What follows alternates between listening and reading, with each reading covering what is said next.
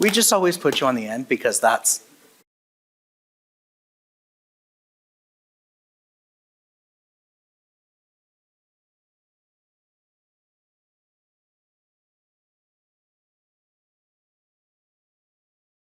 always put. Okay. I am going to call to order the Murray City Planning Commission meeting for Thursday, June 20th, 2024. It is 6:32 p.m. Present this evening are Commissioner Richards, Commissioner Henry, Commissioner Haristo, Commissioner Pearson, I get everybody, and I myself am the chair, Maren Patterson. Excused is Commissioner Hacker. From staff, we have Zachary Smallwood, David Rogers, Mustafa Al-Janabi, and Mark Richardson with us. We like to welcome the public to our meeting, and we are always grateful for when you come and participate. Some etiquette items to review. We ask that you take a moment and silence your cell phones. When the time comes to make a comment on an agenda item, we ask you to come to the podium and speak in the microphone for the recording, as well as stating your name and address for the record, for the minutes. Once the item you are here for is over, you are welcome to leave. We ask that you do so quietly as we continue with our remaining items. If you're viewing this meeting online on the live stream, the only way to make a public comment is by email. You can email planningcommission@murray.utah.gov. If you post a comment on Facebook or YouTube, it will not be seen tonight. So we will start with our business items. Our first business item is the approval of the May 16th minutes. Did all the commissioners have an opportunity to review those minutes? Yes. I'll entertain a motion. Well, Madam Chair, can we approve the minutes as discussed with grammatical corrections in the pre-meeting? I make a motion that we approve the minutes as discussed in the pre-meeting with the grammatical corrections suggested. Great. Is there a second? I'll second. All in favor say aye. Aye. Any opposed? Okay, the motion passes. Item number 2, conflicts of interest. Do any of the commissioners have a conflict of interest with the agenda items this evening? No. No. Neither do I. Item number 3, approval of findings of facts. Have the commissioners had the opportunity to review the findings of fact and conclusions for Halatapu Community Center? Yes. Yes. Is there a motion to approve? Chair will make a motion that we approve the Haikulio Oi Halatapu Community Cultural Center findings of facts and conclusions. Is there a second? I'll second. All in favor say aye. Aye. Any opposed? Okay. We will move to our conditional use permits, agenda item number 4. RC Automotive, is the applicant here? Great. We will first have a staff report by Mustafa Al-Janabi. Thank you. So this is a conditional use permit for automotive services, building and use. So it is located at 4295 South State Street. This is the location of it, highlighted in blue. So the current application is actually to have a site plan review and a conditional use permit. And since we're doing the conditional use permit, it triumphs the site plan review application. So we're doing both of them together. As shown, it is located in the CD zone, commercial development. And this is the floor plan of the proposed new building. As you can see, it is a 12,278.60 square feet floor plan. It is divided into 3 sections, bay areas, repair services, and parking bay. Going forward, we have a parking accesses. As you can see, it highlighted in the circular red dot. That circular red area is the access entry into the property. The parking spaces is as shown on the screen is 3 parking spaces for each service. For the blue ones, there are 6 service bays, 4 ones for the orange one, and then the overhead doors is on purple. And then what is needed is 39 spaces. The applicant has provided 31, and the applicant would be working with staff to accommodate the other 8. But just to be clear, the applicant, and as shown over here, this little area is also going to be coming into the agenda for July 18th. That one would be accommodating for both properties regarding the parking spaces. So it will be shared and it will be accessed to reach that 39 hopefully. But again, the applicant must be working with staff. And with that, also the dumpsters as shown right over here are going to be for both properties. Landscaping wise, as shown on the plan right here, landscaping are being on the front and on the rear back of the property. This is the rear right over here. It needs to be covering 10 feet from the east side as it's facing the residential zone. The applicant has provided 14.6% of the property to be used as a landscape. The ordinance does require 10, so as minimum, and so he's done over. The fence height on the back of the property is 6 feet, and amended on the approval of the Planning Commission, it can go up to 8 feet. The elevations as shown right here, the highest point is 35 as provided, and the applicant has given us 20 feet of height. This is the west, east, north, and south elevations of the property and how it would be looking like. That top second level will be just wall. Nothing will be included there. According to that, these are the findings. The three of them. Proposed buildings needs to be allowed according to the land use code number of 6410 in the CD zone. And here are the recommendation, as the staff does recommend the approval of the conditional use permit per these 13 conditions. Questions, comments, concerns? I've got a question on the access that you've written up. It says the property has another access to the north. And I don't understand how that works. I believe I was measuring it from the other way around, so if you flip it. Actually, no, that was a mistake on my end. There's only that access coming into the property. So it's coming from the west side. So that's incorrect in what we were given? That is correct. Mustafa, will you go back to the aerial image at the beginning? Mhm. So originally, when we wrote up the staff report, so as you can see, there's a series of 3 properties here. And this used to be the old Sherwin-Williams paint store. And when we were drafting up the staff report, the initial accesses, can I borrow the iPad for a moment so I can kind of show? So we were originally measuring the accesses here and here. So that's where it would have been the north and the south access. So I apologize. There is a miss right there. I missed it when re-reviewing the staff report. But so there is an access that will go across here. There are 2 accesses on State Street for this property that will be a shared access between the 3. This is going through a lot line adjustment right now, which is an administrative on our side to move the boundary lines. So there will be a property here, and then a property here with a shared access going across to access these 2 properties. So, Mr. Smallwood, will you do it one more time? The current parking lot, cement pad parking lot, which piece of property will that be part of? That will be part of the Sherwin-Williams one. So And today right we're- now where we're speaking is all right here. And then July 18th, the more Will be more down here. southern, Yep. gosh. July 18th will be down here. And then these property owners have not decided what they're doing with this property yet. July 18th will just be a separate conditional use. It'll be a separate conditional use for this one, which we will anticipate.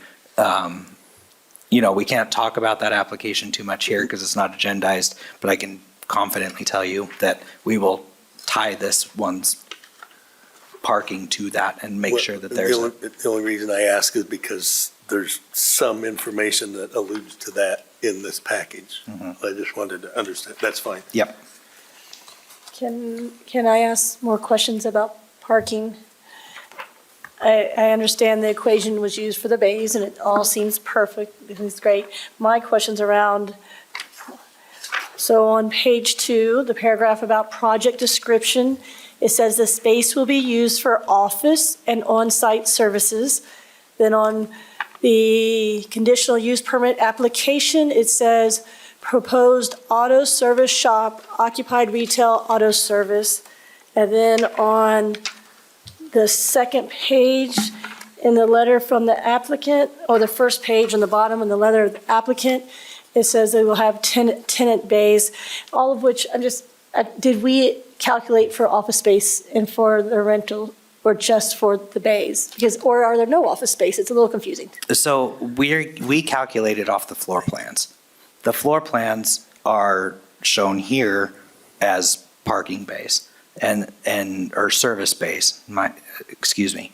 So that's what we would calculate them off. There is no office space in this building that I can see. If that changes between when they submit for a building permit or whatever, we will change that. That parking requirement will kick in. If we see that at the time of building permit submittal, that there is now office space, we can go back and say, hey, this isn't matching your site plan review. You need to meet this parking requirement. And that's one of the reviews we do. But as far as we have been submitted, there's nothing showing office. So it's just a misspeak or an error on page 2. Okay, that's fine. We do that. I do that, but just checking. What's the yellow? Like there's like a little bit of, I believe it, Green. I think it was labeled as storage. okay. So Jack, So is there no restroom facilities or anything in this?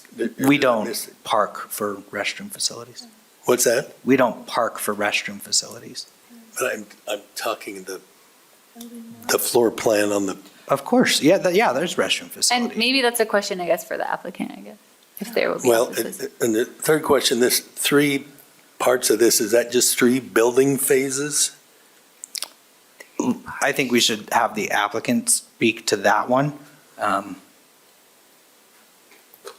Yeah. Hold on one second, they'll call you up when they're ready, unless, sorry. Does the commission have more questions for staff before we talk to the applicant? Or should we address our, okay. Sorry. No, that's great. If you'll come up, sorry. And you wanted some information. My name's Cameron Brown. You need my Will you address just- or anything? Yeah. will you I'm say in here? Midway, 1120 Springer View, Midway, Utah. Great. And so I'm representing the developer here, and so to just answer a couple questions, there actually is kind of a horseshoe-shaped access to the whole site. So you'll have the 2 curb cuts that already exist that Zach pointed out, and then as the property winds and goes south, there will be access that ties into that far south corner and goes back out to State Street. So it will be horseshoe in nature for through traffic, bigger trucks, et cetera. That was the first thing on my mind. The second thing you guys are asking about right now is the, like what those 3 bays are for. They're really intended to be auto service, but leased by the building owner to other vendors. So yeah, the office label is not correct. It's not going to be offices of any type. The restrooms actually show up it's kind of in dimmed lining, but those small little rooms in each of those bays are actually designed as restrooms. Is that your question, Mr. Henry? I can see that Okay. when he blows it up. Yeah. What were the other questions floating out there? So you're saying the 3 parts of this will probably be leased out to separate businesses? Okay, so you see 3 different colors there. The primary function of the building is for RC Automotive to operate a service shop. And you see that represented by both the blue and the orange. They're going to phase it because they don't immediately need the 4 bays in orange. But as their business continues to grow, they anticipate probably just adding those lifts. The whole building will be constructed, but adding the lifts and some of the mechanical stuff at a later time. What you see in purple will also be built, and it's not really another phase. It's just a separate leased tenant bay. So that's why the different colors. So what does lease tenant bay mean? So you might lease it out to other companies or something like that? So right now, they're going to just like rent the space, It is actually being designed so that in the future they could condo it and sell it if they so choose. So that's how it's being designed right now. Does that answer? I think so. What does that do with parking? Nothing or something or? Nothing. No, because, Nothing? I mean, we're still calculating it based on the service bay. So it would still be 3 spaces. Okay. Zach, could you go to the conditions? Or sorry, Mustafa, you have the iPad. Perfect, thank you. Have you had an opportunity to review the 13 conditions? I haven't seen this yet, but if that's my fault, I apologize. Okay. Will you be able to comply with those? I was looking at them for a few seconds. We've anticipated all of these, yes, and so we have, like I see storm drainage on there. We've already anticipated that. It's actually shows up on some of our design. Getting the flood control permit, yes, we've anticipated that. I've talked, I believe, through most of this with planning and also with Trey over in engineering. So I believe the answer is yes. Can we ask you specifically about your fencing? Yes. Do you have plans, what your fencing plans are? East side specifically? Yeah, They're anticipating, I think we're required to put up a concrete fence, and that is what they're planning on. I don't have specifics, but Okay. they know they need that. all right. And have you had any conversations with the residential neighbors? Me personally, very limited. If you ask the current property owner, I don't know if it's the owner of the mobile home park behind them, has expressed a lot of support, saying this is going to be really great for us because we've been having problems with just vandalism and things in that property as it's been vacant. So they're feeling like now that's going to be occupied, maybe some of their problems will go away. Yeah, I'm sure having a business there will really cut down on just Yeah. having an empty lot. I guess specifically, condition number 11 leaves some flexibility from a 6-foot fence to an 8-foot fence. And historically, commercial businesses next to residential, we have done the higher fence line. Is that something that you think that would be beneficial on this property, or? There's some pros and cons. The taller fence is probably great for just screening and not having to see lights and even, to some degree, some sound deadening. But then it's also, late at evening, it's blocking light that maybe is appreciated, especially in the wintertime. If it's the commission's preference to go with a taller fence, we can talk about that, obviously, but just from a cost perspective, a 6-foot fence would cost Right. less than an 8-foot fence Right. and less engineering and such. But are you suggesting it's a preference to go taller? Well, we wanted to see what you were planning on and open to, and if you've had any contact with the residents, if they had a preference. We would be fully willing to go have that conversation and get some documented feedback on Okay. what they would like, and see what unfolds from there. Okay.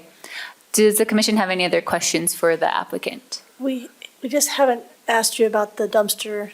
Have you read the requirements and know that there are requirements, then you're good with that? Yes, Okay.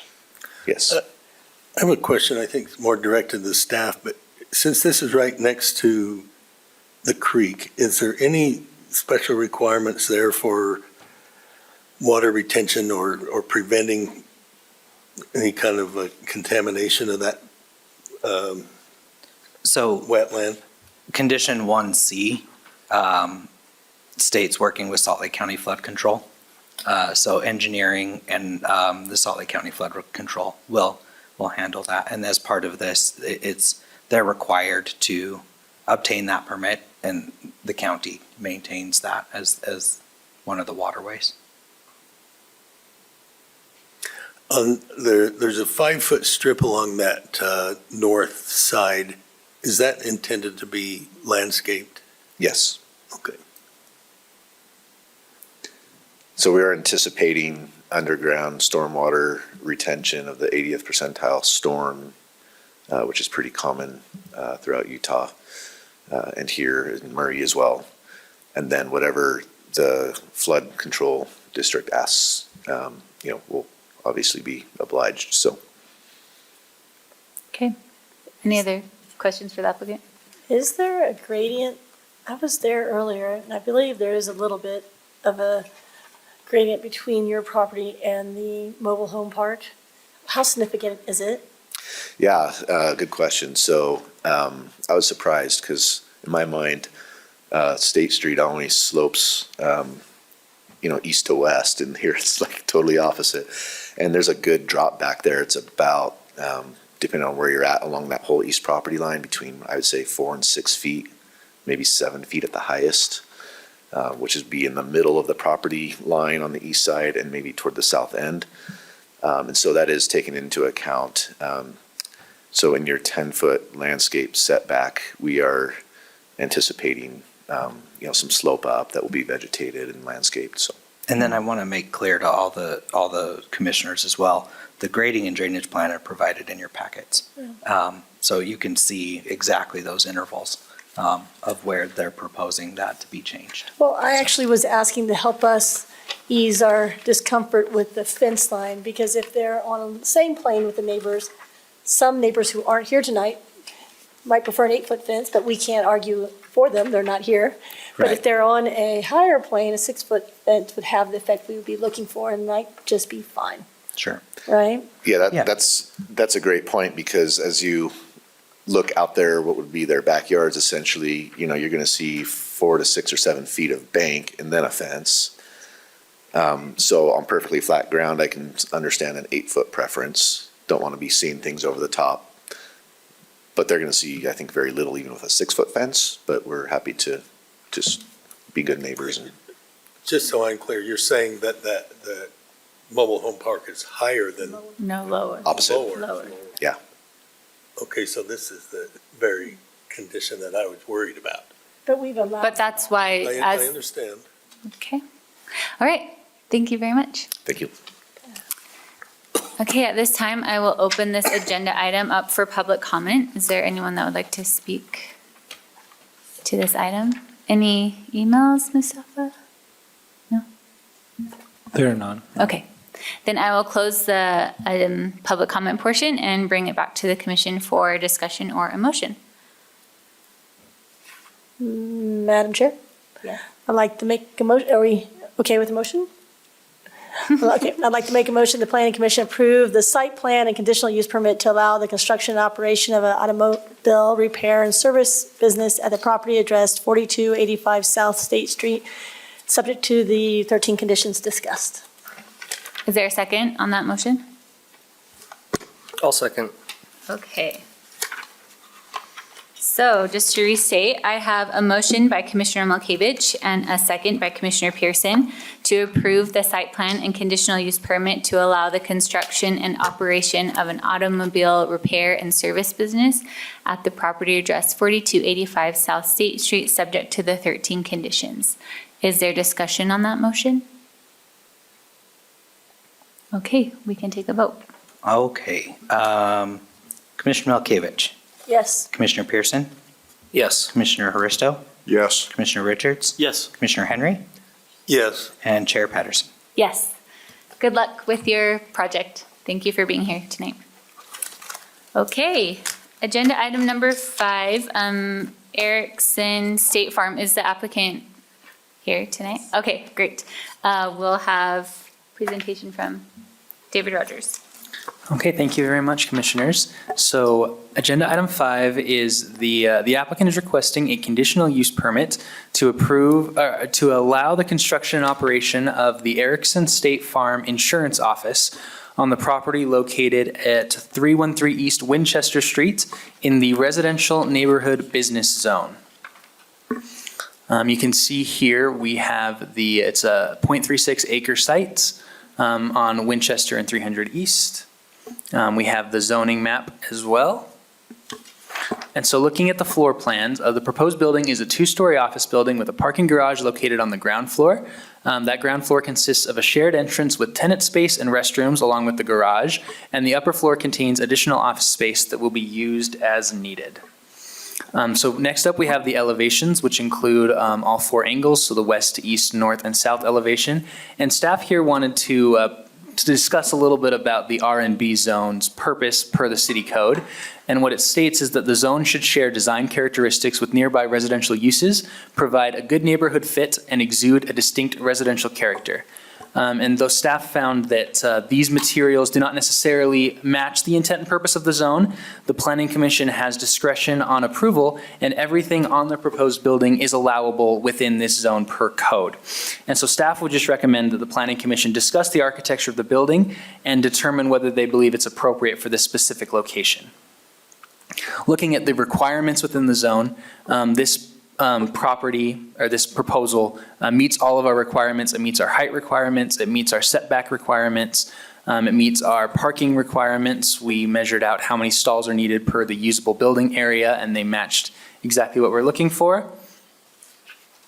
So the findings are the proposed use of the new building is for insurance services, which is LU 6140, which is allowed as a permitted use in the R&B zoning district. With conditions outlined in the staff report, the proposed use and property will comply with the standards of the Murray City Land Use Ordinance, and the proposed use is in harmony with the goals and objectives of the Murray City General Plan in this area. So staff recommends that the Planning Commission approve a conditional use permit to allow the construction of a new insurance office located below, subject to the following conditions. Do you have any questions for staff? Well, I'd like to point out that the only way it meets that height requirement is with the Planning Commission approval to extend beyond the 20 feet. That is correct, yep. And that it obviously doesn't, and you mentioned this, meet the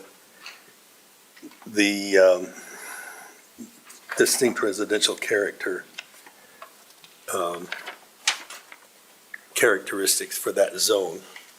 Again, requiring the Planning Commission to make an exception. So Planning Commission has the, like we said, discretion on approval for this zone. There are some design standards that this zone looks for, but from a code perspective, everything that they've proposed is allowable within this area. If this zone were changed to a CD commercial zone, would the Planning Commission have to make any of those exceptions? So, no, the CD zone does not have any architectural requirements, or it does have a height restriction when located to residential. But depending on its distance from residential, it's allowed to go up to unlimited height, depending on its distance to residential. Well, and this is being pushed back against the border with a residential area on the site plan, correct? It is next to, yes, but I don't want you to conflate the two different zones. The R&B zone has a set of setbacks and requirements, and if they are meeting those setbacks and requirements, that is what you're required to review this project against, not the CD zone. Well, making sure I understand, then they are meeting the setback requirement at the rear They are, that's correct. of Yep, 20 feet. And this would actually be the side, Okay. I think. I Did we review that misunderstood as the front or the side or rear? Let's see, going back to the building This- here. Feels a little bit like we're trying to squeeze something into an R&B zone that really should be in a commercial zone as far as that architecture requirement goes to me. I mean, the same idea, I would say in a different way. I was just going to say, I'm not 100% sure why we aren't asking it to be in more compliance architecturally. And that's your, can. so that's why we brought it to you, because it's up to your discretion. Like Mr. Rogers said, you have that purview. If it were wildly out of compliance, you wouldn't see it.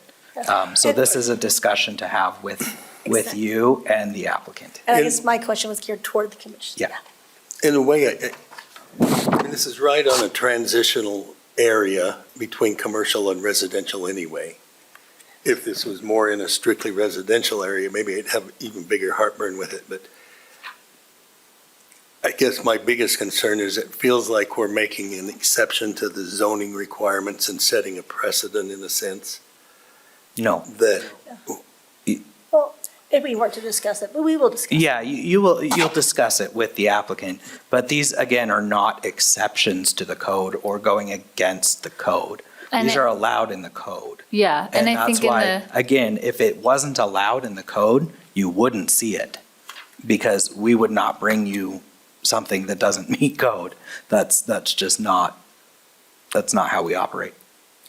the commission has seen other applications in the RNB that they have made exceptions for how residential they looked in the building. So that's something that other commissions have either decided to do or recommended to have it look more residential. So that's why we get to discuss that. And we were around when we added this R&B zoning, and it was added so that we act as a buffer Right. between residential and commercial. And so that's the intent, but architectural style and feature is somewhat subjective. That's why it's Right. not. And there's, verbatim in yeah, there's code. been, I can think of 2 specific buildings that have been more commercial looking and have had gotten exceptions by the planning commission. And I can think of other buildings that looked more like a residential roof style and gabling and things like that. So, thank you, I appreciate your, sorry, I appreciate the past experience from the commissioners, helping me get past my heartburn, I suppose. I have a little heartburn too, but I hope we talk about it more. I mean, I have a little heartburn about it too. And I'm not sure that if we read the zone, that we have the ability as a commission to override what it says here. I think we have the ability to decide it fits what it says here, but not override what it says here. Yeah, but is Say- that part say of that the? It again, says the please. zone should share design characteristics with nearby residential uses. It doesn't say we could take that away. Right, so it should have a roof line We get to decide if what we're looking at meets that. meets this criteria. I'm not sure we can just say, we're going to take that out, Yeah, that's what we're because it's just, part of the city code. yeah, that's what we're discussing, right, if it meets it or Yeah, I not, know, I'm just right? trying to clarify Me too. that we can't Oh, okay. override what it says Okay, here. I'm sorry. I was thinking you were going in a different direction. We Okay, I can't get say, it. we don't care that it doesn't meet this stuff, we're okay with the commercial building here. We can decide, okay, this does share design characteristics with neighborhood residential uses and provide a good fit for the neighborhood. We can decide that. We can't say we don't care about this stuff. Right, and I think that the examples that Commissioner Patterson was referring to, if I'm right, the one by Wheeler Farm, the 2 or 3 buildings there by Wheeler Farm have sloping roof lines Yes. and material that make them coincide with the residential area a little more. And then the area by Murray High School, back behind Murray High School, where it's R&B, have more of a commercial feel to it, but they're in more of a commercial area. They back right up to the freeway, the on-ramps to the freeway. And that might, and it was earlier in our process when we were learning about the R&B zoning. It was new to us. It was a new area to us, meaning that maybe we're getting better at it. The buildings right across the street look very much like this, but they are not the Next to the residential. residential. Yeah. So I think it fits the area, but I'm not 100% sure it fits R&B, the wording we have on the screen. or the intent of R&B, right? Yeah. Which is the wording on the screen. Okay. Unless there's more questions for staff?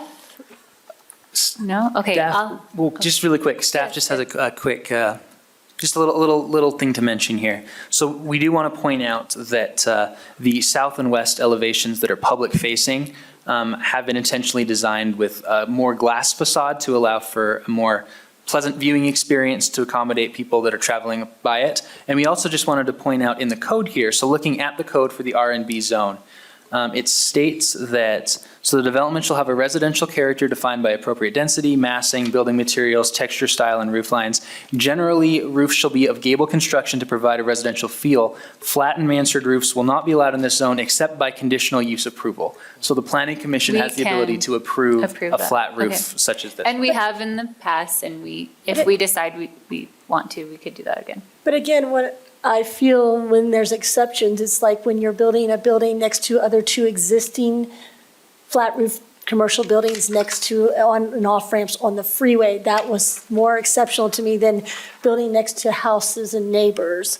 I feel like that's why the exception's written in there, so that we can make the exception on the on and off ramp to I-15 and maybe not against the neighborhood where the R&B was intended to be a buffer between. This is an on-ramp to 215, Is this it? intersection, isn't it? Freeway. Okay, And across the street, I just want to point out, Red Robin is a flat roof building. But that's and the- commercial and zone. the- I understand it's commercial zone, but you were pointing out other No. characteristics around the No. R&B, and it is, That is, I'm not sure it matters for this paragraph we're reading, but it is the case. I mean, that's why we're having this discussion. We're gonna- all right. Could we have the applicants come forward? We can both come up, right? Yeah. I'm Monica Erickson. and Mike Erickson. We're in South Jordan, 1018 West Water Trail Cove. Great, thank you. Have you had an opportunity to review the 10 conditions? Yes. Yes. And you'll be able to comply with this? Yes. Okay. Is there any additional information you'd like to give the commission, as you've heard maybe some of the I feel discussion? like I've internalized all the things you guys have been saying, and I've looked at a ton of properties and just tried to do the best I can to still make it look like a 2024 building, but take some elements, like the neighborhood just north of us, they were all built like in the 60s. And I have pictures of some of the houses, but a lot of them are like single slant roofs that aren't gable. They kind of drop and have one here, one here. So we added that slant that extends over the entry.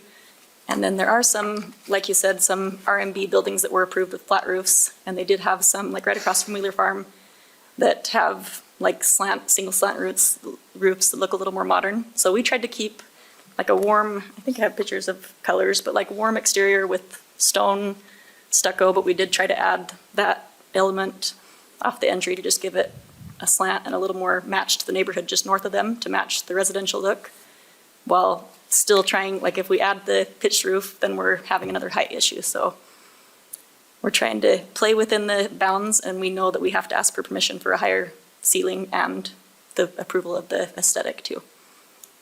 Great. Are there any questions for the applicant?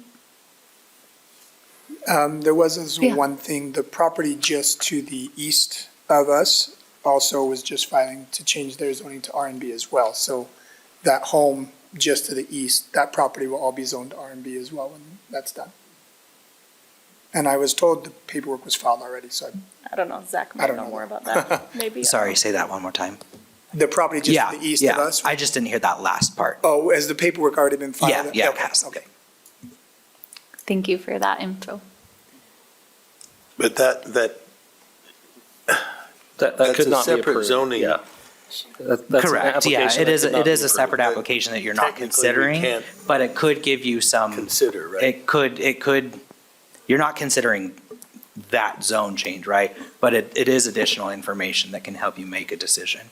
I'm not sure how it affects my decision, though. It's gonna be R&B. Is it gonna be a flat roof And or again, pitched roof? I'm just saying, that's just additional information for you to consider. Can you tell me, I don't remember what's in that other RNB section that's east of there? Can I show you? Would that be okay? So that's the one I think you're talking about. Yeah, And it that's by has- Wheeler Farm, that It's one. mostly a flat roof, but the entrance does have slant elements. And of all the R&B we drove past, this was my favorite as far as trying to make it look a little more this era and take elements. This one too, I think this is a flat roof maybe. It's the Advocates, and it's just down the road on Winchester. But it's two-story also and has, I'm pretty sure it's a flat roof, or at least it looks like a flat roof on top. And then there's one I'm sorry, that's where is that one on Winchester? This That one is is like- directly east of us on like Winchester. a few I blocks. think that's- 725, I think, east. Yeah. It So is it's, 725. just outside the frame, but, so that one, and then there's an older one that was on the west side of us, over by Tracks, but it was a full flat roof, so, I don't know. I didn't like look at every single flat roof, but I just saw those immediately close to us and thought, if we can still incorporate some slant and make it work. That's what I was thinking. And then, I don't know if you want to see pictures of the neighborhood just north of where we're at, but a lot of them have like a single slant, and some of them will have like a second slant, but it's very common to the area too to match the residential homes nearby. Those are the residences. Yep. So those are the residents just immediately north of us. So that one street that you can see in frame and the next street above, about half of them have that more modern style for the 60s that it's not gable, it's not meeting in the middle, but two slants that are like single in each direction. Okay. Any additional questions for the applicant? All right, we'll have you guys sit down. Thank you. And we will open this agenda item up for public comment. Is there anyone that would like to make a public comment for this? Any email comments? We did not receive any emails. Okay. All right. Then I'll close the public comment portion and bring it back to the commission for discussion or a motion. I just wanted to clarify, I mentioned that this was an intersection that was a freeway entrance, which it's not. It's It's just, a street just away there. from it's, yeah, it's yeah. really, really Block and a close, half. but, yeah. And well, in the freeway I was referring to is right Yeah, next to it. sure. It's much closer, and there was Yeah, already no, I buildings existing before we changed it to an R&B that had flat roofs, and this is not the situation in this one. Yeah, I just thought I'd clarify. Yeah, Again, sorry, but this should have been part of my homework, I guess, but what is north of this property that's an R and B? residential over here. What's north that's R&B? There's No, I a- think Or no, north of this that's still in that R and B? There's a historic building. It is There. still, you want me to come up? Yeah, you can come. So that is actually, it is a business, or was a business, it was a title company. We purchased both, and that will still be used as a business for the party that we sold it to. So it is still, And it's in a house. right? it It's is a business house, in and he's keeping the house, he's just restoring it, remodeling it. Okay. But it is still a business, he'll still use it as a Yep, business. okay, Commissioner Mulkevich shows me it's a historic site, so it probably has additional restrictions on what they can do with it. I Well, couldn't tell you. I. No. That's not today's discussion, Yeah, but it's but- nothing's and- happening right now, yeah. right? Yeah. Not that it's really And, relevant. and just Okay, as an thank you. FYI, we don't have I don't think we have any historic restrictions on any property, zoning wise. It's a bag of Other than. worms. Yeah, that does that open was a whole thing, but I can tell you for certain, the R and B does not have any historic And it's a separate requirements. property. And it so is a separate doesn't property. Matter. I'd love to hear more discussion from my fellow commissioners. So I think they did their best to align with the slanted houses on the properties to the north. I mean, looking at the main building, you can't see the slant as much as you can when you look at the bottom The area. So elevation. they've taken that roof piece in the front and matched it to some of those properties just to the north. So I think they did their best to match the requirement. I hate to be the naysayer because they're nice people and you're trying and you did your homework, but I almost feel like it was an afterthought that I couldn't even see unless you look from the side. I think if you work the architect, they would spend more money, but they would come up with adding more to the design to make it more neighborhood friendly. You can't even see that slope from the front. I don't know. You're saying from the road, because this is From- the front. Sorry, from the road, west view, right? That is the west view. From the west elevation. Okay. Yeah. Yeah. I will say, when you're looking at a 2D image, Yeah, I was gonna say, you probably will, it just maybe doesn't show on how you would imagine on this rendering. I mean, I'm not an architect. I feel like what I like about how the code is written, and we've seen this in R&B a lot, is these properties turn over one at a time. And it's been kind of a very slow process, actually.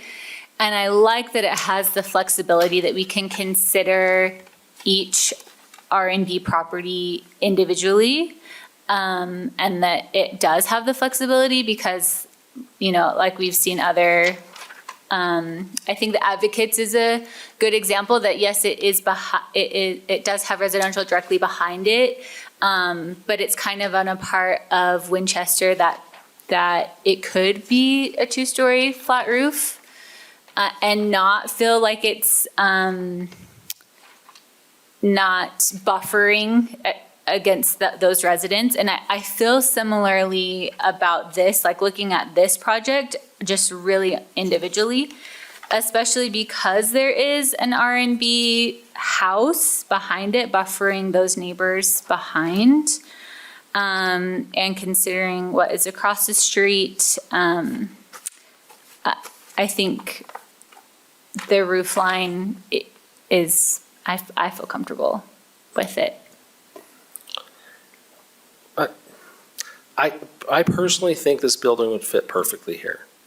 I really do. I think, so if I read the thing, it says, the zone should share design characteristics with nearby residential uses. I think it kind of does that. I'll count it. Provide a good neighborhood fit. I think it does that too. This is the part where I have an issue. And exude a distinct residential character. Not sure exudes a distinct residential character. That's the part I'm getting caught up on. But it also says, those things can be changed with planning commission approval, Wait, does right? it say that? Yeah. So we can- what you're reading, it- what you're reading there is the purpose of the code. Yes, okay. So that is not a regulation Okay. per se. The regulations come after. So the purpose of the zone tells you what the intent of the zone is. So the purpose is supposed to support what the regulations are doing. So Well, in the I'm regulations. sorry, that's backwards. I think that's backwards. The regulations should support what the purpose of that zone is. So I guess. Which it does. Well, okay, but you said that backwards. But it's giving exceptions. Like, it allows for flexibility. Well, The okay, what exceptions could- are could supposed you- to be taken when we have no other choice, not Well, when we no, can not say, necessarily. design this better. No, but if we look at, so I mean, I think if you looked at some of these other properties on Winchester, that if it was directly buffering one of these houses, I think that we would want something that has a more residential or house exuding characteristics, because it would have residents directly next to it. This house actually is already buffered by a house directly, a business that is a house directly buffering the neighbors to the north of it. I hear you, and I want to support this nice couple and you, but that argument is suggesting that will be there forever, and we have no control over it. They could tear that down, that we're considering the nice buffer. Right, and you would consider the plans of that property specifically, right? Like we can make individual assessments of individual R&B properties, that this property might have a different amount of buffering than the next property, and we can consider those things differently. Maybe that house behind, if it did get turned over and they brought something that was not like exuding residential characteristics at all, we maybe would be like, you have to change the roof line, you can't be two More stories. stringent you have because of to- proximity to residency? Yes. That's just my thinking about this specific building. Can I Could ask? you please either read or give me the numerical reference in the regulation that talks to this specifically? Let's see. Okay, I think. It's on the. slide. 17.140.180. If you have the code in front of you. I have part of it. I don't know if I can find that or not. That limits hours of operation. 140.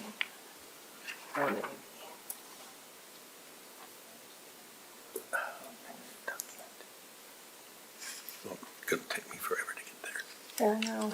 I wish we could put it up on the screen so we all could see it, or no? I guess, what's the purpose? What's the purpose of this? I want to know how big of an exception we're making to the code, or if we are. Well, and So the exception to the code is that you can allow for a flat mansard roof if the planning commission approves it. but why? And you can allow changes in materials if the planning commission approves. it. Correct. I'm just to myself trying to come up, I wrote in here somewhere, what is my argument supporting why I want to change it? I'm not sure why I feel like I should make an exception right now. I haven't heard a good I argument. mean, and that's your decision. Like, we as staff are not advocating for either way. Yeah. That's specific. Well, I guess my question's to the commission again. Somebody make a strong argument for why I should make an exception. I don't have an answer, sorry. I do have a question for Zach, though. So just when I was reading this, you said this is just the purpose of the zone, but not the The What was the specific wording? regulation. the specific regulation. Okay. And the specific regulations are the 17.140.180, the design considerations, correct? Okay. Can you read that? What the specific regulations? I mean, I can, it's a decent section. Here, I mean, we that might be can the put- argument I'm looking for. We can, I mean, I literally read it to you, but yeah, we can pull it up. Here, if you'll give that to me.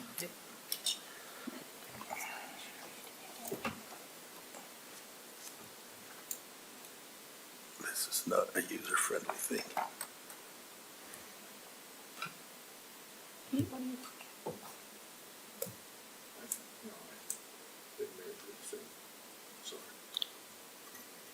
I think they've made a good faith There you go. attempt to try to comport it to the area. Pete? I'm sorry. Can you hear? Closer. No, we can't hear you. Okay. I think they've made a good faith attempt to comport it to the area. It appears, I'm just 6 months on the commission. I don't have the history that you do, but it appears we have made some allowances in the past for some other buildings.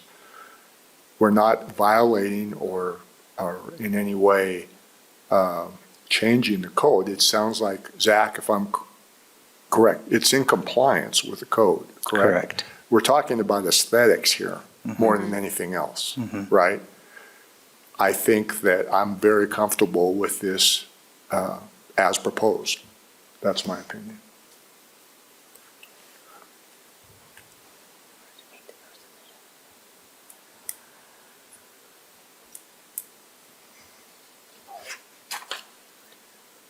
Which one are we reading? It's that whole 17.140.180 section. Okay. Everything under there is the design considerations. I think C is probably the most applicable here, but It says shall have a residential characteristic defined by appropriate density, it has it, massing, it has it, building materials, maybe a lot of glass, texture, how do you judge texture? Style and roof lines, oh. But then Keep it says, reading. Generally, roof shall be gable construction and provide residential feel. And keep reading. And then Not flat be and allowed. mansard roofs will not be allowed in this zone except by conditional use approval, which is what we were talking about right So I think now. we're being asked to be flexible, so to your point, we're being asked to be flexible, and we are by granting, they're doing like two of the three things. I just feel like I like them, I support their efforts.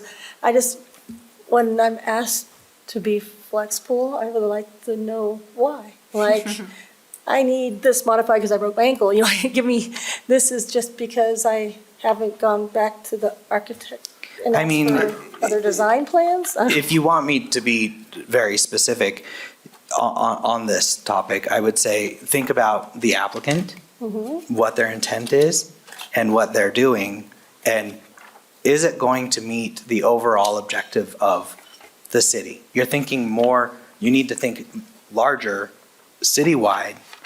That's your role as the land use authority. So- Is this going to have a huge impact by allowing this flat roof?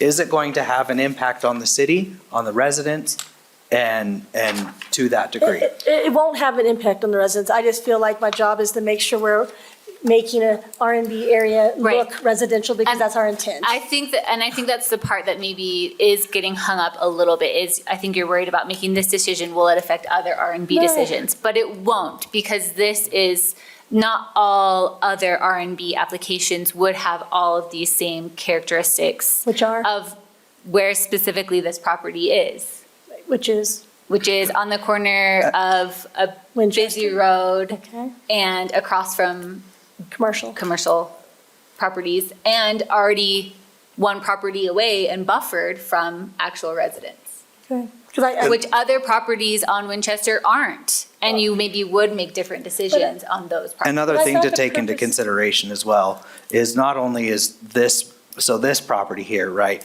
But then over here, you have a power substation. that affects me more because I do think R&B is meant to buffer from resident from commercial. So most R&B applications will be between resident and commercial, that's true. The power facility on one side, yeah, that has influence on it, on the decision. I don't know if I would make this same decision on many of the other properties, even next to this. I feel like this is a very specific property that could have a flexible interpretation of R&B without it affecting future R&B decisions. And your reasoning would be because the others might not have Right, buffer no- between them and the residents, right? Or residents to this side, or, I mean, even if you change this one, they would have residents directly here, like, So proximity to residents again is your reasoning. yeah. Because that's the purpose of the zone, is to buffer against a residential neighborhood. I know we're getting in the weeds here, but I just wanted to say two things. I think that, to Zach's point, I think looking at the greater picture, I think is a good point, but I think also understanding why we're looking at the specifics is important as well, because the specifics are in the, in the code for a reason, and I think that getting, caught up on those is okay as well. I don't like the wording for the purpose of the zone, but I think after reading what was actually in the code, I think, I'm okay with what's here. It's not, I don't know if it's great, I think it's okay though. I also want to say, I really, really appreciate this discussion. So when a next applicant for R&B comes up, they'll know why we were saying different things about their application versus this one. Let me also add one thing, that this conversation is intentional. We knew what this conversation was going to be when we wrote this staff report. When David wrote this staff report, I apologize, he's the one that wrote it and came and did a really great job on it. This is also part of the reason, because Lisa, I understand your concern about what standard do I apply to it. This is why we don't like vague language in our code. And we'll probably need to do some updates to the R&B zone to say, in these cases, this is when you can approve such a change. Because, Jake may not like a modern building. Pete might love an ultra-modern building. Lisa might like craftsman style, maybe. And, Michael Henry might like mid-century modern. You guys can't all agree on this. And so, we don't, that's part of the issue. And one of the reasons why this is a good conversation to have. We should have more strict standards here. Well, and there has to be a little gray in standards because there's gray in life. You can't anticipate everything. So, I just would point out that in the future, we should take out the word exude from anything in the code. Agreed. Agreed. That's a high standard to meet. Oh, yeah. All right, well, Oh, I'm sorry, one more informational question. The other exception that, or I guess you call it exception, that we made along these lines, you said was up by Wheeler Farm. Was that also on Winchester? it's on 9th East. It's on 9th East, facing 9th East. Yeah, the R&B I- is specifically supposed to be applied on Winchester I guess and just 9th out of East. consistency, I think that one probably helps me swallow the exception more than some of the other arguments. Plus, I fully support the idea of what they're doing here on this property. But again, I think it is mostly an aesthetics question in an R&B zone. But, okay, thank you. I'm ready to make a A motion. motion? Great. I'll make a motion that the Planning Commission approve a conditional use permit to allow the construction of a new insurance office at the property located at 313 East Winchester Street, subject to the following 10 conditions. Is there a second on that motion? I'll second it. Okay. I have a motion by Commissioner Richards and a second by Commissioner Huristo to approve a conditional use permit to allow the construction of a new insurance office at the property located at 313 East Winchester Street, subject to the 10 conditions. Is there any discussion on that motion?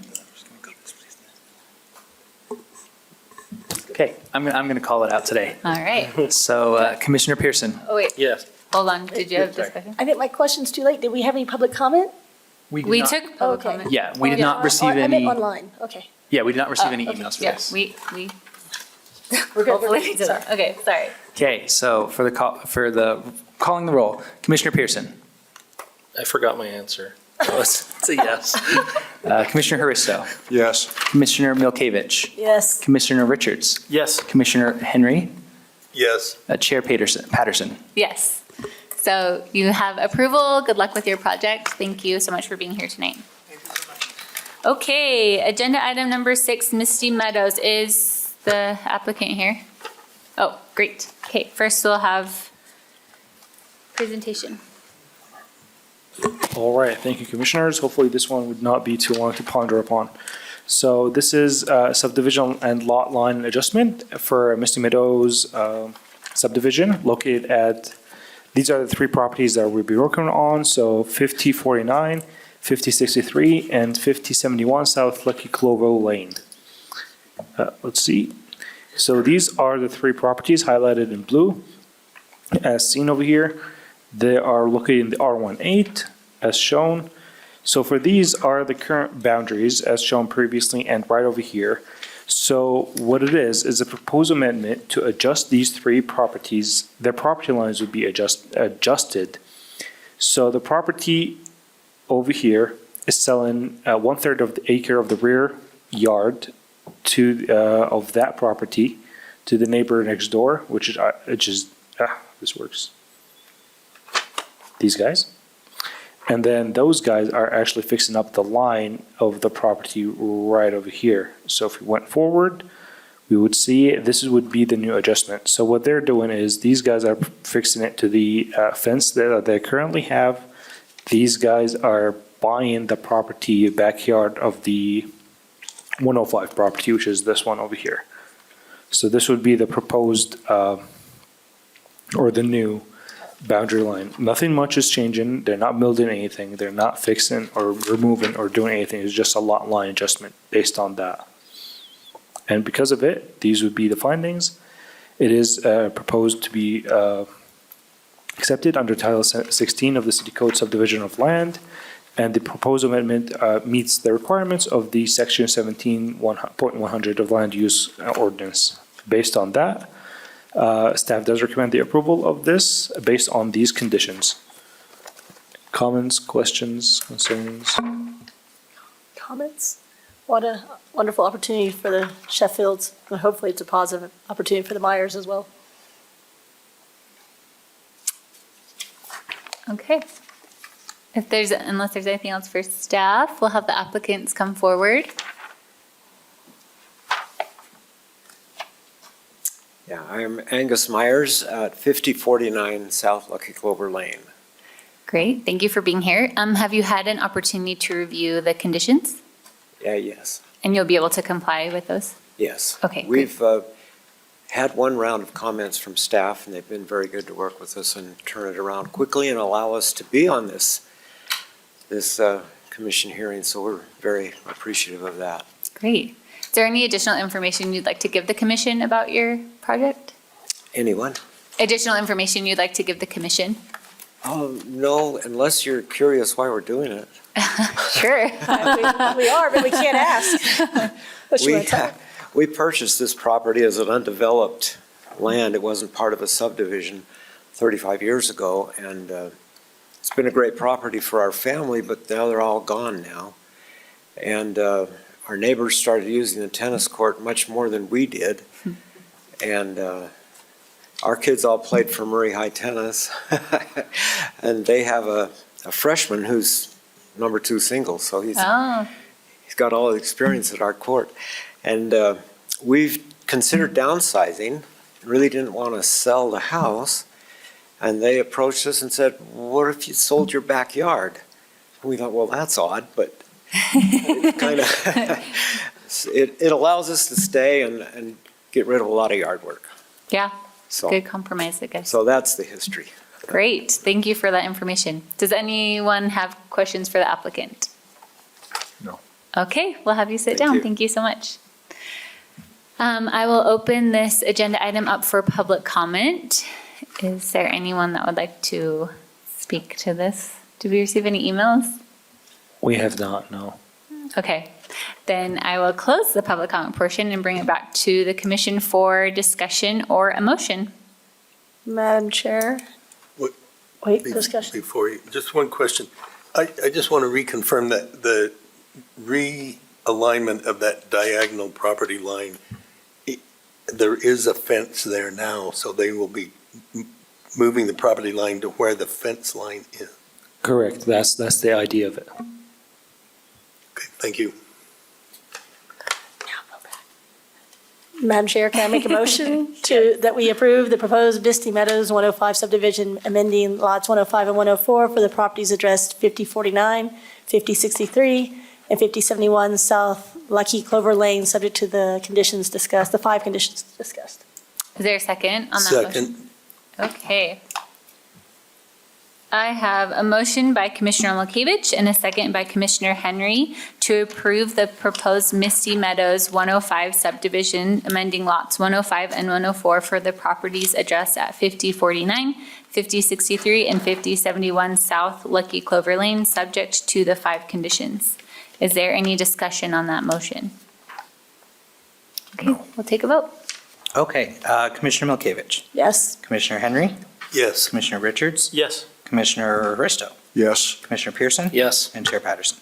Yes, congratulations. Good luck with your project. Okay, we'll hear agenda items number 7 and 8 together. And I see the applicant, so we'll have our presentation. Perfect, thank you. Sorry, I have to get all my papers. Too many papers. Okay, yeah, this is a request from, this one was a different one, but so I'm going to say Lartet Properties because that's all I know it for.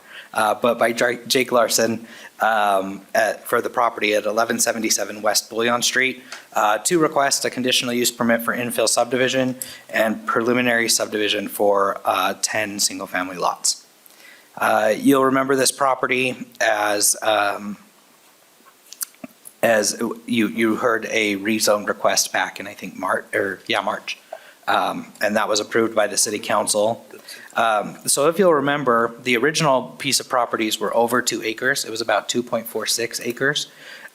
So I don't have updated land use maps, so I tried my best and I made it disgusting little R16 color there. Doesn't match very well with green. So that is the R16 zone. His request, though, is for 10 lots. So this whole area here would be all the property. He is going to be dedicating some back over to the Salt Lake County Fish and Game property. And then this parcel A is part of his retention / detention area for stormwater, which puts him under the 2 acres, which would qualify him as part of the infill subdivision. So zoning standards here, I also tried something new with check marks. So just trying it out. Lot area, minimum of 6,000 square feet for each lot. They range between 6 and 7,600 square feet. Lot width, minimum of 35 along a public street. All of those lots comply. Lot frontage, a minimum of 60 feet at the 20-foot setback. Front yard setback is 20 feet. The typical rear yard setback for an R16 zone is 25 feet. He is asking for a reduction of 5 feet, which is allowed in the residential infill ordinance. Interior side yard is 5 feet. Corner side yard is 20 feet. Height is 30 feet. So meeting all those standards. There's no check, I know, no it's check saying mark. no height check mark. Because Okay. you are not reviewing building plans. Oh, because it is not a right, planned right, unit right. development. So Okay. I'm just saying that he's allowed up to 30 feet. I see. I had a check mark there and I was like, wait a minute, we're not looking It's not at actually- buildings. yep, okay. So, yeah, you're just looking at lots.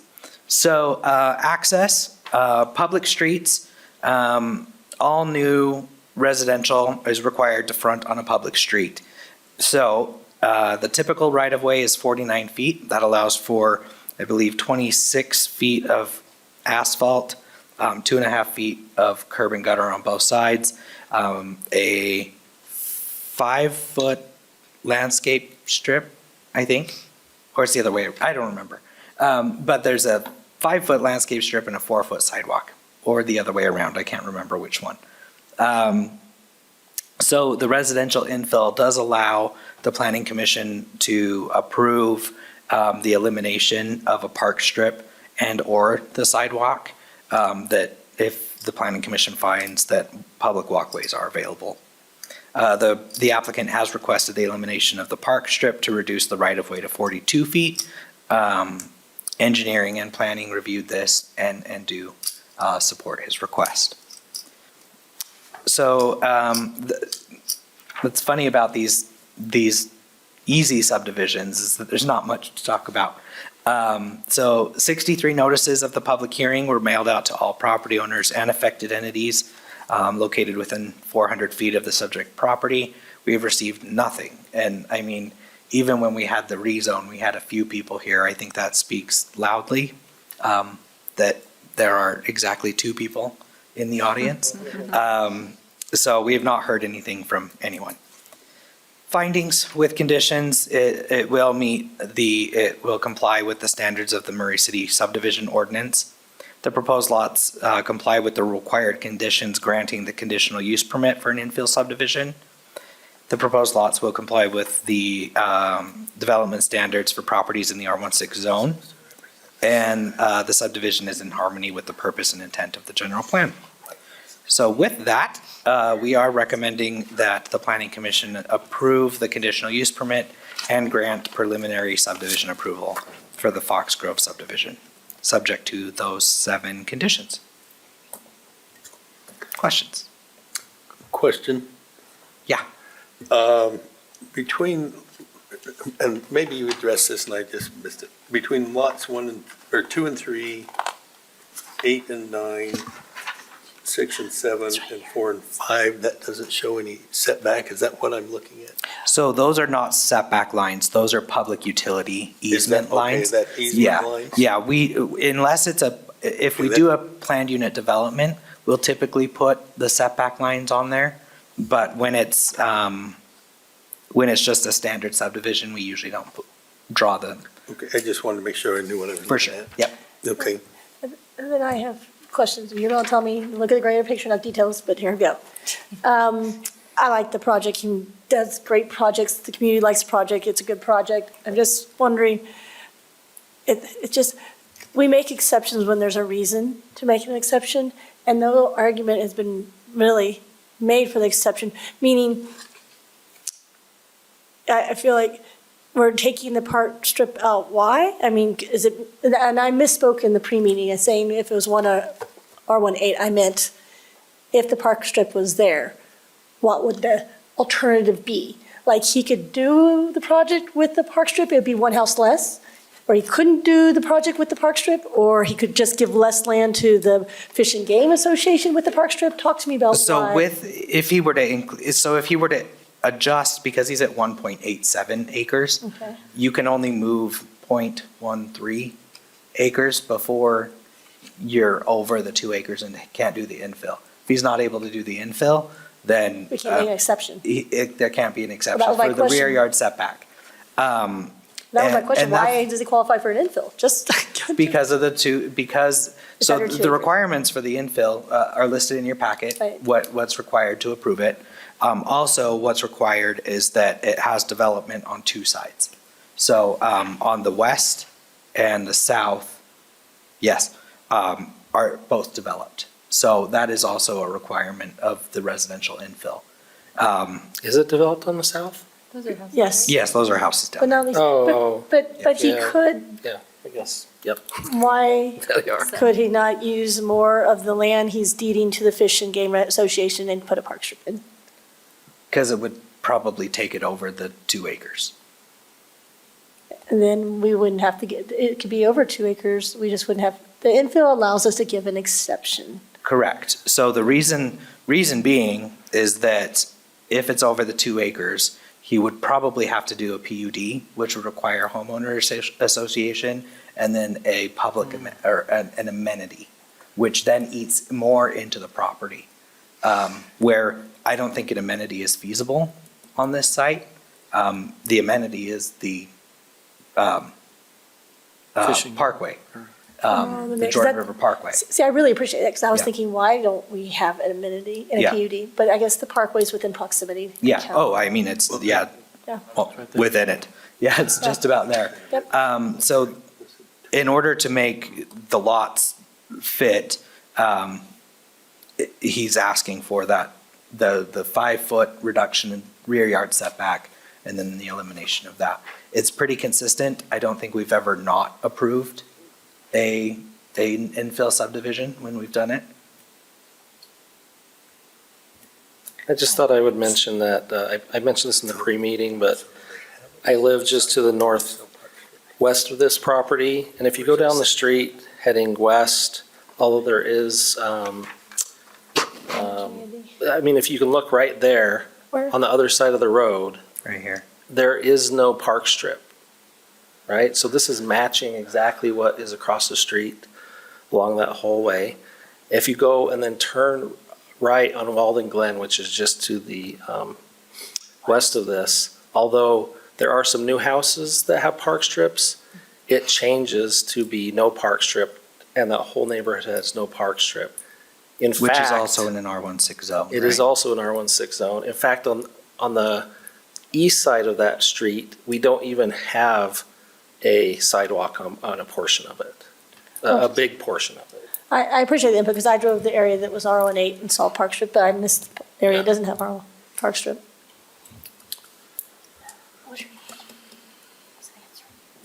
Could you go back to the Oh, Which one? the this one? drawing? Yeah. There is a sidewalk all the way around that cul-de-sac. Yeah, so what you're seeing here is the plat, which, so in the public right-of-way, the sidewalk would be inside here. So this is right here, these property lines, the sidewalk would be right up against those property lines. It'll be inside that line. No, outside the line, And it's 5 feet and not 4 feet? 6 feet. Or 6 feet? Yep. So normally they're 5 feet? This drawing's better. This Yes, I drawing's can't better. remember, that's the one that But I we're can't making them remember. a foot You're, long? yeah, you're making them a wider sidewalk with With no no park park strip. Can, Oh, okay. can I ask a question about the curb? No. Is, okay. Yes, of course. Increased your limit. Is there a requirement for the curb, like how the curb is made? Like, does it have to be vertical or can it be sloped? Because of the Developer. situation. Or can it be vertical instead of slope? That's what I want it to be. I want it to be Vertical. vertical and not, I would rather have it be vertical and sloped. I just wonder if there's anything that specifies And to that. add to that It's idea, usually Murray City, it looks like it is, so if you look here. Oh. sloped, huh? Yeah, it's sloped. And I appreciate that question, because one of the problems I have with no Parkside, I don't know, I'd say it's a problem, maybe it's a topic I'd like to discuss, is because all designs or all neighborhoods are trees add value. We don't have trees if there's no park strip. But then my second thing is more and more and more in Murray, people are pulling at 2 today, pulling up and parking half their car on the sidewalk and half in the shoulder. And we want it to be walkable. We want the neighborhood to be walkable, right? We Right. do, but I would say people are gonna do that anyway. Well, maybe the It vertical curve is will suggest you difficult shouldn't. to pull your car up halfway on the sidewalk, though, if you have to run over a completely vertical curb. I mean, and that can be something that, I'm not saying we should do that. I was just wondering if there was Yeah. something that specified that or not. Well, especially because the road is a little bit more narrow, so I think they feel like there's not enough space to park 2 cars, so Yep. then they kind of go into the sidewalk. Okay, any other questions for staff? All right, if we could have the applicant come forward.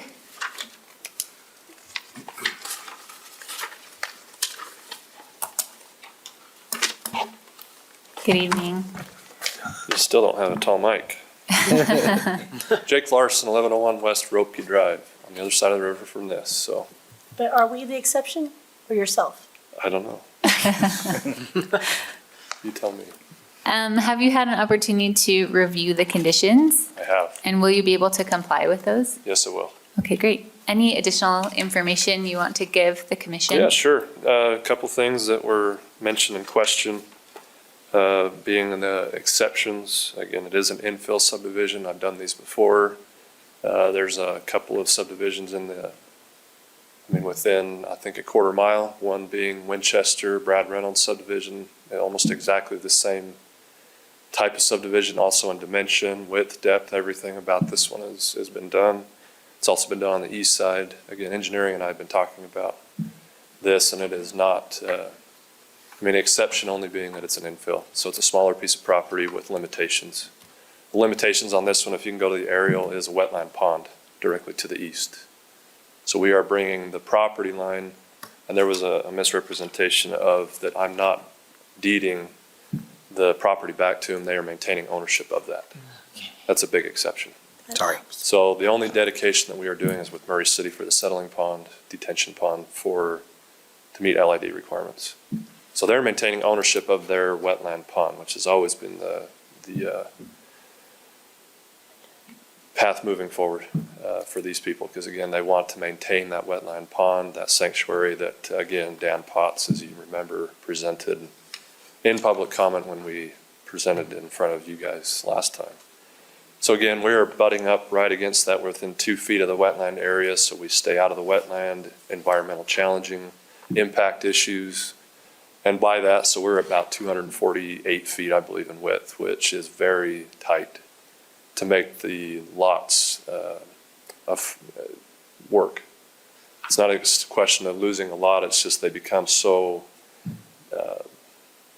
depth restrictive.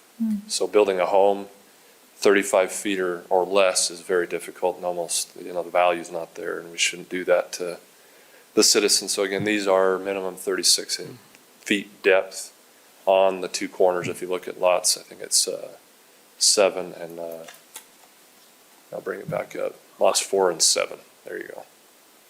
So those dotted lines in between there looks a little bit bigger, but when you put the 20-foot setbacks on the front and the rear, they're 36 feet deep. So we're restricted by the wetland area is really what I'm getting at with you. And when you ask the question of what's the exception, and that is just the usable land that's available to us now between the wetland area and Murray Cove. That's what we're using. You brought up the only other exception we're asking for is the park strip. I hate park strips. I think they're a very wasteful use of space because they're abused, they're neglected, they're a water issue. We live in a desert. I can go on and on about these. But it is more of a safety issue. I think those do provide a buffer between the public and, the private citizens, obviously, which is why the infill subdivision code dictates that it's a 6-foot sidewalk above and beyond. So it's 2 feet additional sidewalk width beyond the standard, which is 4 feet. So it allows us to be able to take advantage of the space, but provide the safety that the public needs to be able to walk and do all that stuff. And the road cross sections, the last one that I think Jake you brought up was a cross section of the curb, and that is something that's dictated by engineering. There's very specific engineered cross sections of a road, and this meets the sidewalk with the mountable curves, what we call them. So they're the sloped curb sections like that, as opposed to the high back curbs, which you guys are talking about. So You say you couldn't do a high back curb? that is not allowed by Murray City engineering cross-section details because of the sidewalk being directly installed next to the curb itself, which is what we're proposing here. See, I learned something today. I didn't even know that. So that's an engineering standard. I should talk to That engineers. is helpful. So I have a couple questions. The Fish and Game, when they spoke last time, I feel like they mentioned they're gonna maybe do some upgrades to the wildlife area. It's Is that very correct? overgrown and They're it's an gonna, eyesore, dangerous to be in there even. Yeah. A lot of trees that are overgrown, dead. I wouldn't even, the other day I was in there and it was windy and I said, I'm out of here. So they do have intent to do that, yes. do you have any Do you know the timing at all with that in Wish I knew. conjunction with yours? I serve on their board and I help them with certain things and there is no plan right now directly to address that. The only thing that they have on the docket to do is to kill Phragmites. So those are the wetland plants that are invasive. So there's a plan for that, as well as they're working with Salt Lake County to remove large concrete chunks in the back that the Department of Wildlife Resources dumped in their property to be able to abate a river erosion that have been there for 30 years. That's the only stuff that is currently slated for. I feel like they improvement. also mentioned that they were going to make it so that it's more public friendly. Is that correct? Depends on who you ask on the board. Okay. Yes, I think that's the intent, but they also use the word sanctuary, which means no public access, or very little. So So there's differing opinions on what the intent is in the future. that's what happens when you serve on a board, as I'm sure you Yeah. guys serve in a similar We never capacity. differ in You- opinion. You don't So- always agree, but yet the vision is there. So the last question I had was that property to the south that really is part of Murray Cove, but Yes. it's a Those fishing four game. homes there. Say again? The four homes, or are you talking the East part of next to Yeah, it? just east of that property that could have been homes. Yeah, you that was know. the land swap that was done with Ivory Homes to Right. be able to install the four homes directly east on that Murray Hollow Lane. Right, so that's going to be part of the fishing game It currently is. currently, yes. so it's going to be part of that future, whatever it is.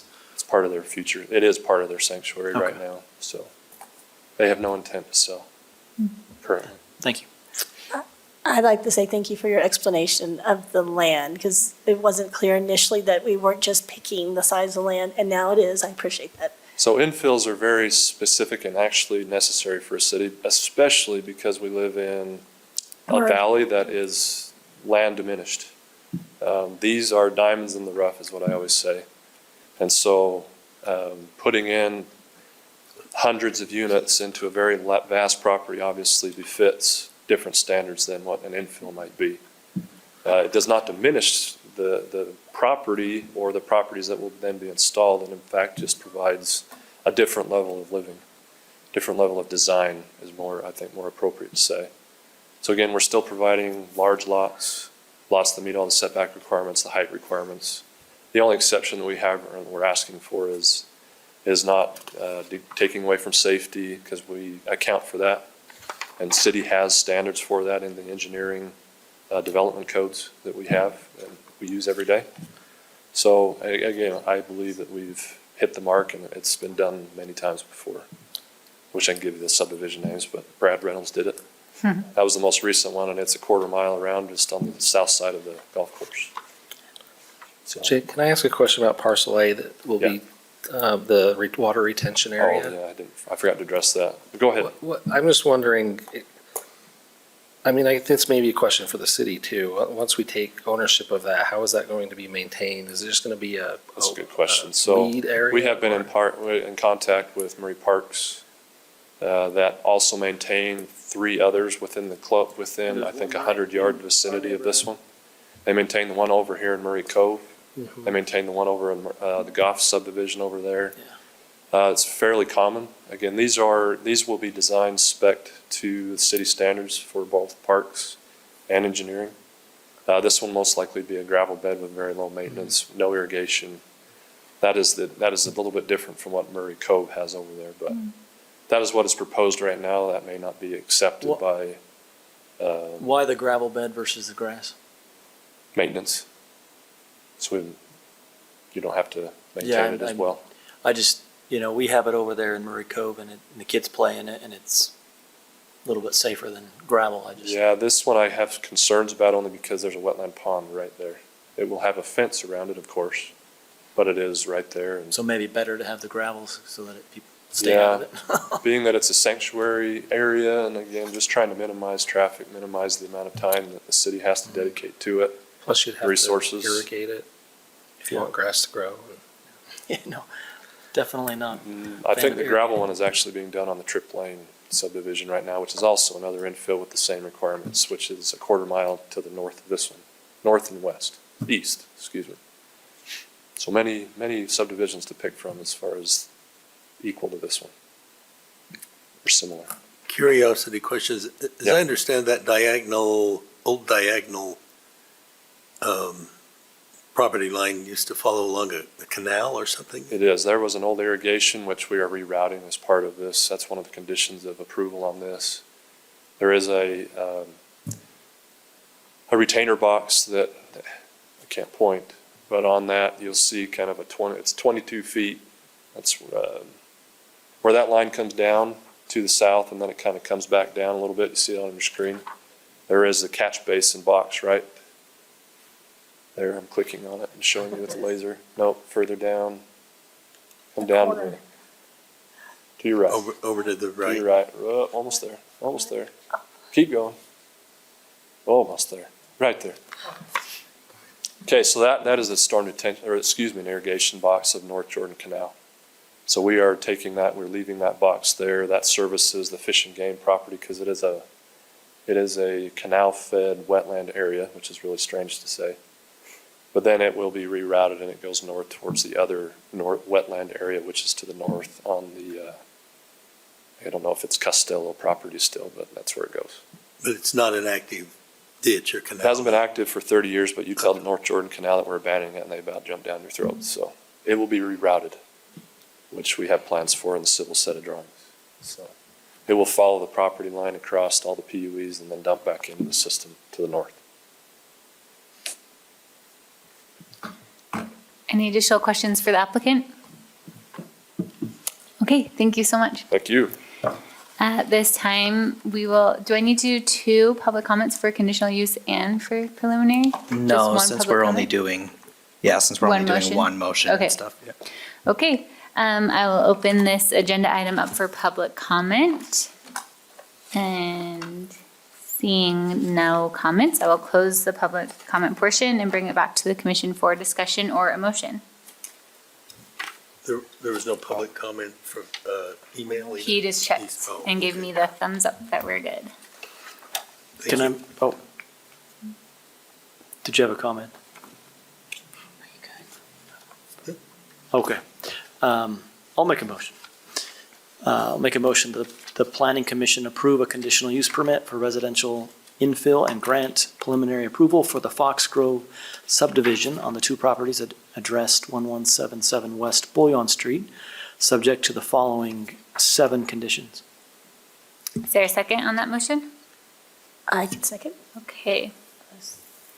I have a motion by Commissioner Richards and a second by Commissioner Malkovich to approve a conditional use permit for residential infill and grant preliminary approval for the Foxgrove subdivision on the 2 properties addressed 1177 West Bouillon Street, subject to the 7 conditions. Is there any discussion on that motion? Just a question, those don't need to be separate motions? I just asked Oh, that- Zach and I he heard said that, they but I don't need wasn't to. sure I caught all of the discussion. Okay. Thank you. Any discussion? All right, we'll take a vote. Okay, Commissioner Richards, Yes. Commissioner Malkovich, Yes. Commissioner Henry, Yes. Commissioner Hursto, Yes. Commissioner Pearson, Yes. and Chair Patterson. Yes.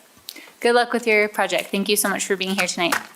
Okay, agenda item number 9. Yes, so I'm going to leave this up to the commission. Mark Morris, who is the consultant that we're working with, emailed me this morning, letting me know that he's ill, COVID symptoms.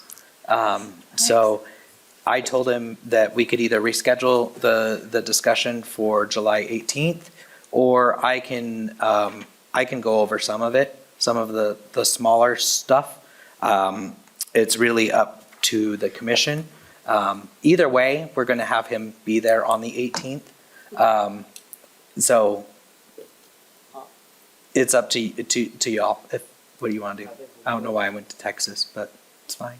You think what? I think we can wait. Move it to Yeah, July? I'd table it. I agree, except how big is the agenda on the 18th currently? We've talked about both items tonight. Oh, so So, we're- yeah, it's right it's very now, small. I will say right now, it's pretty small. Okay. We still have 2 weeks before the cutoff. But it's not very big right now. Do any other commissioners have any thoughts about that? I agree that we defer. Okay. I was gonna say give Zach 45 seconds. See if what he can fit in. Oh my gosh. No, I couldn't do it in 45 seconds. I'm sorry. A No. minute and a half. Okay, do you need a motion to move it to the next meeting, or? No, because it's Okay. just a discussion item. You don't Okay. need to, you don't We're need to not do that. voting or Yeah, public- you're not okay. voting, no public comment. It was just a small presentation, Okay. so. Then we'll hear that on July 18th. Okay. Is there any other business? No, you guys don't have a meeting in 2 weeks because it's July 4th. So nothing on that agenda, obviously. Like I said, right now, there's about 2 items on the 18th. We are moving pretty quickly on some other things too, so we're really excited. Form-based code, like I mentioned, is moving forward really rapidly. We're gonna be moving it hopefully before you, probably in November, I think, October, November, I'm hoping, because we want it adopted by the end of the year. So Is you guys there- are gonna have your fill of downtown. So, I know, I don't think, it's not on the agenda, so we can't talk in details, but is there any other meeting we should be listening to or aware of that's anything big happening downtown? RDA is always a good one to listen to. I will say we publicly presented the concept for Historic Plaza downtown. We've been working with an architect on that. It looks really great, I think. It's the 3 houses, so Murray Mansion, Townsend House, and Church, chapel, no? not the chapel, but that's not part of the plaza. It's still being kept. Facebook, don't cancel me. And so it's being kept. But then it's called Margaret's House. It's also the Cahoon House, but not the Cahoon Mansion. So, yeah. Oh. So, yeah, it's where T Rose is right now. T Rose is not in the building of the house. They're like attached, but not attached. Okay. So, yeah, it's a great little plaza. Check out the RDA meeting. It's pretty fun. Okay. Is there a motion to adjourn? Motion to adjourn at 8:09 So PM. moved. Meeting adjourned.